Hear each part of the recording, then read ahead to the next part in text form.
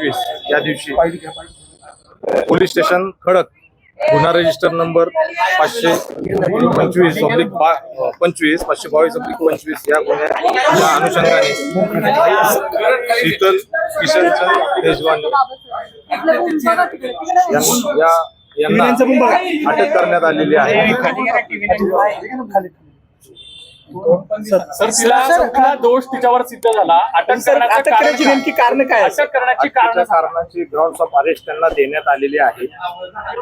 मुंडवा या ठिकाणची survey number 88 43 acre जागा बॉटॅनिकल सर्वे ऑफ इंडियाच्या ताब्यात असताना, शासनाच्या मालकीची असताना त्याच्याबद्दलचा खरेदी विक्रीचा व्यवहार करण्यात आला आणि त्या अनुषंगाने त्यांना अटक करण्यात आली आहे।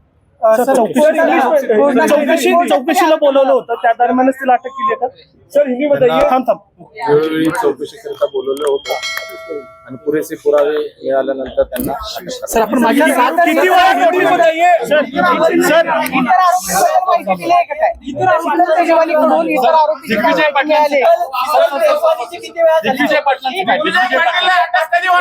दिग्विजय पाटलांचं काय?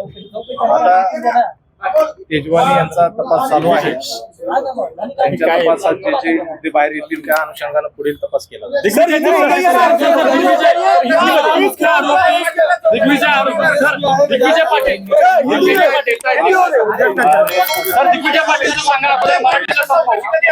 दिग्विजय पाटीलची चौकशी कधी होणार? त्याला आपण त्याच्याकडून काही उत्तर आलंय का?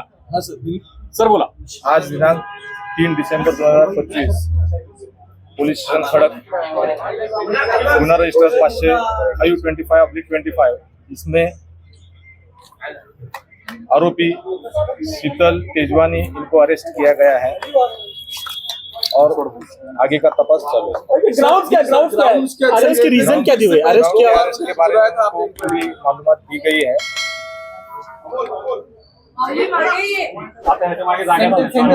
सर रीजन क्या हुई?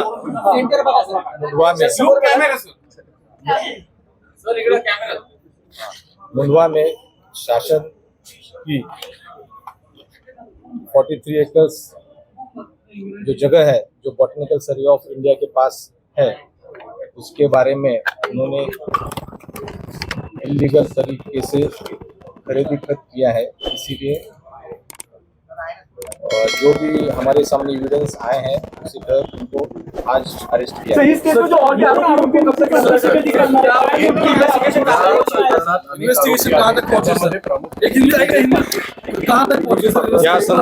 या संदर्भात तेजवानी यांच्याकडे सखोल चौकशी केली जाईल आणि पुढे जशी जशी नावं त्याबरोबर एव्हिडन्स समोर येईल त्याप्रमाणे कायदेशीर कारवाई केली जाईल। दिग्विजय निर्दोष आहेत का?